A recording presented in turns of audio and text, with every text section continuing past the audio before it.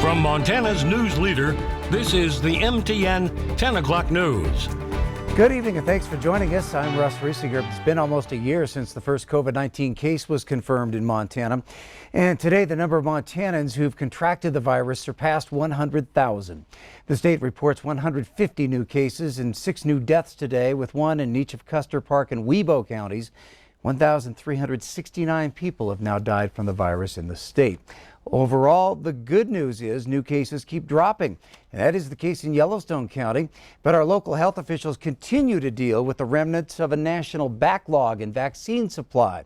Here's Q2's Andrea Lutz with a check-in on supply and whether Phase 1C could be in sight. There's some promising news on our fight against COVID-19. You know, we're making headway. But that headway is slow going. We still do not have the supply that we need to be able to vaccinate this community. And so it really is a supply and demand kind of right now that we're adjusting to. Yellowstone County Deputy Health Officer Sean Hines says as it stands now, 10% of our population has been vaccinated against the virus. So we're vaccinating about 2,200 people a week. And that's the allocation that's coming into the community. Governor Greg Gianforte announced this week Montana has used 93% of the doses the state's received, saying it's the best rate in the country. I asked Hines if that meant Yellowstone County could soon move into the next phase, 1C. We're a ways from that unless more vaccine comes in. 1A and 1B really are comprised of about 40 to 50,000 people. And so thinking of that in terms of our vaccination numbers each week in the community, we're a ways. And with a new vaccine coming into the mix, she says it could provide a break in the supply and demand struggle. Emergency authorization for the Johnson & Johnson vaccine should be coming into play any day now. That should create some additional supply. So, you know, there are some encouraging statistics in our community. We're at 14 per 100,000 in terms of cases each day. And so I think we just have to stay vigilant. In Billings, Andrea Lutz, MTN News. Well, based on state allocation projections, the Unified Health Command expects to have 2,250 first dose appointments available next week. And those clinics will be held Wednesday, March 3rd from 8 to 11:30 in the morning and then from 1 to 4:30 in the afternoon. Thursday, March 4th, again the same hours, and then Friday, March 5th from 8 until 11:30 a.m. To schedule a first dose vaccination appointment, you can go to mtreadyclinic.org. Students in the Laurel public schools will mask up again starting Monday. The board recently made masks optional but decided last night to change course. Last Wednesday, the public had a chance to comment on mask wearing. Then last night, during a closed meeting, the board discussed the grievance filed by the Laurel Unified Education Association. The union requested that the district go by a memorandum of agreement that stated CDC guidelines would be followed. Last night, the board voted 4-2 that the agreement with the union takes precedence over the policy. We have to follow and honor our agreements. The board decided to put language regarding the MOU into our reopening plan. So if there are any provisions in our plan that are contrary or inconsistent with the MOA, basically the MOA rules. So the short answer is that we're going to be returning to universal masking for all students and staff immediately. The superintendent says that agreement with the union is through June 30th, so masks will be required for the rest of the school year. The House could vote in just minutes on President Biden's nearly $2 trillion American Rescue Plan. The bill is expected to pass along narrow party lines, putting it on a path to become a law next month. President Biden's COVID relief package would include $1,400 stimulus checks for individuals earning less than $75,000 a year and boost federal unemployment payments to $400 a week. It also includes funding for school reopenings, assistance for rent and food, money for vaccine distribution, and aid for state and local governments. That bill could be in the Senate's hands as early as Monday, and Democrats want it on the president's desk before federal unemployment benefits expire on March 14th. Montana Association of Counties met in Butte today. MTN's Caitlin Aguilar spoke to Governor Greg Gianforte and Senator Steve Daines on what they want to see going forward. Montana Association of Counties met at the Copper King Convention Center, where Governor Gianforte and Senator Daines gave speeches at the event. Governor Gianforte gave an update about the work taking place in Helena and talked mostly about the pandemic affecting small businesses and what plans are being put in place to help them. Gianforte also spoke about how Montana is #1 in the country for getting the COVID-19 shots distributed. And we're seeing that show up in less virus infections, less hospitalizations, and more people immunized. That's good news. The light at the end of the tunnel is getting brighter. Gianforte said that the silver lining to this pandemic was seeing new businesses and people moving into the state. If you have a desk job, you've learned you don't have to go to work anymore. So I think we should be recruiting Montanans to come back home and bring their jobs with them.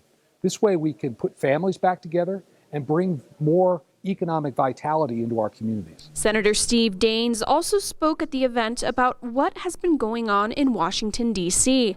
Daines was critical of Deb Haaland, President Biden's nominee for Interior Secretary, which would make her the first Native American cabinet secretary. But this isn't about whether or not what somebody's ethnicity is, it's about policy disagreements. Daines went on to criticize Haaland's liberal background as well. It's very concerning to me about the very far left views. She was ranked one of those 10 most liberal members of the U.S. House. 10. Tell you what, that's quite a list. Regarding the event, Daines said that many of the county commissioners want to see a balance of energy sources that include natural gas, oil, and coal, along with hydro, wind, and solar energy. That's the balance Montanans want to see. It's a balance that Washington, D.C. doesn't understand. This whole Green New Deal is a very dangerous ideology, and that's the fight we have going on right now. In Butte, Caitlin Aguilez, MTN News. Also, a bill that would make Montana a right-to-work state has been approved by Republicans on a House committee. The House Business and Labor Committee voted 11-9 today to advance the bill to the House floor for debate. All 8 of the panel's Democrats and 1 Republican voted against the measure. That bill, if passed, would prohibit labor unions from collecting fees from non-members, but who may still be represented by terms in the union contract at their workplace. It's bitterly opposed by unions who say its main purpose is to undermine their ability to organize. Montana is one of 23 states that do not have a so-called right-to-work law. That bill will be on the House floor within the next few days, most likely next week. West High School students held an afternoon memorial for their 3 friends who died in a car crash last Friday. When Connor and I were just little kids, every day at the end of school, we would race each other home. You know, as Tommy told me when we were in class and I was just having a bad day, he told me to keep my head up and keep pushing forward. Kylie has been a huge part of my life and a huge part of my family's life. Connor was like a brother to me. To see all of you come together this week has been inspirational beyond belief. Students came together after school to share their memories and thoughts about Connor DeVere, Kylie Larson, and Thomas Lindsay. They supported each other and appreciate the support they're receiving. The teamwork and the camaraderie and just the familyness of West High has just been crazy. My speech was just coming together and loving one another, now more than ever. My message was mostly that we will get through this. Life will go on. It really hits home for me. I lost my mom when I was young. She was a teacher here at West. And it's just, it feels good to repay the favor. Helping your community, a hurting community. After the memorial, cheerleaders put up white ribbons with messages and names on the fence there on 24th Street West. Another solid day of community support to honor recent teen victims, their survivors, family, and friends of those 2 fatal car crashes. The Q2 Facebook page changed to black and gold today. This week, Skyview students started the call for everyone to wear black and gold to honor those 3 Billings West teens who died and the one who survived that fatal crash. As you see, the Bears colors showed up strong. Yesterday, the community donned orange and black for the loss of a 17-year-old senior high school student and the survival of her 14-year-old sister. And the teen died back on February 2nd. Mayor Bill Cole proclaimed this entire weekend Billings Strong Weekend. All right, turning to Chief Forecaster Ed McIntosh, and we're starting off the weekend with a couple of things to look for in the sky, Ed. That's right. Yeah, first off, full moon for tonight. It actually occurs right about 1:17, so we're at 99.6% full moon right now, and it's usually called for this time of the year the snow moon for February. Unfortunately, this one is living up to its billing, because we've got clouds out there making it very difficult to see, and we could be looking for snow falling from the sky overnight into tomorrow morning. The good news is you get a chance to check out that full moon still tomorrow night and almost full again on Sunday. In the short term, we'll come back, take a look at the forecast details in just a little bit. Thanks, Ed. A skier died this afternoon after a tree well incident at an area near Whitefish Mountain Resort. According to the resort, ski patrol was dispatched to a location outside of the ski area boundary just after noon today. The patrol skied the last known area that the male individual was said to have been seen in and found him in a tree well around 1:30. CPR was performed on scene, but life-saving measures were unsuccessful. No other details, including the person's name, have been released. The Billings Fire Department was busy today as two fires broke out just blocks apart from each other. And tonight, investigators have determined both those fires were started by incendiary means. The first broke out right after 11 o'clock this morning at 619 Broadwater Avenue. No one was injured, but 2 dogs and 3 cats were rescued from the fire. The flames caused some $60,000 in damage throughout that home, with most coming to the laundry room, kitchen, and bedroom. The second fire started 2 hours later, just after 1 o'clock at 515 5th Street West. No one was injured, but 2 dogs were home at the time. One escaped. The other was rescued by firefighters. That fire caused about $70,000 in damage. Both of the fires remain under investigation. Once again, the fire is being listed as incendiary in both of those houses. It's not unusual around Billings West End to see a lot of rabbits hopping around. It seems like they're everywhere, or at least they were, and that has some neighbors in Casa Village puzzled. Turns out it's all because of a lethal virus that's hitting rabbits. Neighbors have not only gotten used to seeing them, some have become quite fond of them, even giving them names. But when I moved in here a year and a half ago, I learned about how much they want to eat all your stuff, so I got a greenhouse and raised gardens so that the rabbits and I could live together peacefully. I live a couple of houses up there. We feed them about 8 o'clock in the morning. We buy loaves of bread to throw out to them. But things suddenly changed, and the rabbits that had been everywhere were nowhere to be found. And I said, do you know what happened to the rabbits? They're gone. I went out and started calling them, which I normally did, and they just sat, didn't move. And I thought, well, maybe they're eating grass and they're not hungry anymore. The next day they were all dead. They're catching a virus called rabbit hemorrhagic disease, and it's fatal to rabbits. It spreads rabbit to rabbit, and it spreads more quickly where there are concentrations of rabbits.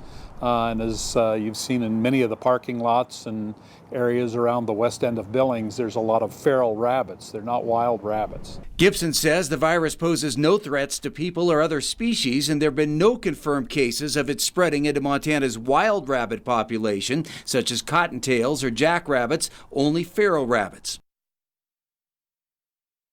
It's unclear what percentage of the population this virus will wipe out, but rabbits do have a reputation of being able to reproduce like rabbits, so don't bet against them making a comeback.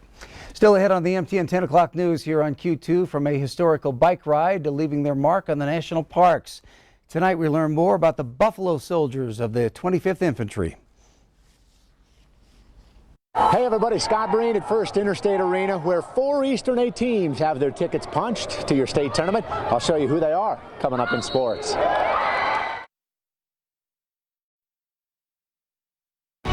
From Montana's news leader, you're watching the MTN 10 o'clock news. Last Sunday night, we told you about the Buffalo Soldiers of the 25th Infantry and their historic bicycle ride from Missoula to St. Louis. Tonight, Q2's Krista Rose tells us about their contributions to our national parks. When the national parks started to be formed in the late 1800s, they weren't part of the Interior Department. In fact, the National Park Service wouldn't be officially formed as an agency for the department until 1916. So during the intervening years, many of the parks were protected and looked after by the U.S. military. And many of these military units just so happened to be black. Segregated Buffalo Soldier units served throughout the West in the late 19th and early 20th centuries, and often they acted as park rangers in places like Yellowstone, Glacier, and Sequoia. Executive Director of Fort Missoula's Historical Museum, Matt Lotzenheiser, says that Buffalo Soldier units did a lot for the national parks. And a lot of what they did was things like fight fires. They stopped illegal poaching and illegal logging that was taking place, illegal grazing, where people would use the open lands and illegally graze their animals there. Another interesting little fact is Soldier Mountain, which is in Glacier National Park. The story is that was actually named for the Buffalo Soldiers that fought the 1910 fires in Glacier. Not only did Buffalo Soldier units serve in the parks, but Colonel Charles Young became the first black superintendent of both Sequoia and General Grant National Parks in California. His men not only maintained the parks, but they built many of the roads that are still in use to this day. Robert Stewart is the superintendent of the Charles Young Buffalo Soldiers National Monument in Ohio, and he says these men laid the foundation for the parks we all know today. So the Buffalo Soldiers is a legacy of conservation. Who knows, if they weren't not around in the early 1900s, the 1800s to protect and patrol these national parks, the parks that we have today may not have been in the condition that they would have been in when the National Park Service came on board later on in 1916. But they still were able to get the job done and preserve the national parks for the enjoyment of future generations, and we're doing that today. Buffalo Soldiers truly were the forebearers of today's national parks, and it's worth remembering and giving thanks for. Reporting in Billings, Chris DeRose, MTN News. Thanks, Chris. And if you want to learn more about Buffalo Soldiers in Montana, you can check this story out on ktvq.com. All right, up next in weather, Ed says we could go from snow shovels to garden shovels this week. Your full 7-day forecast coming up after the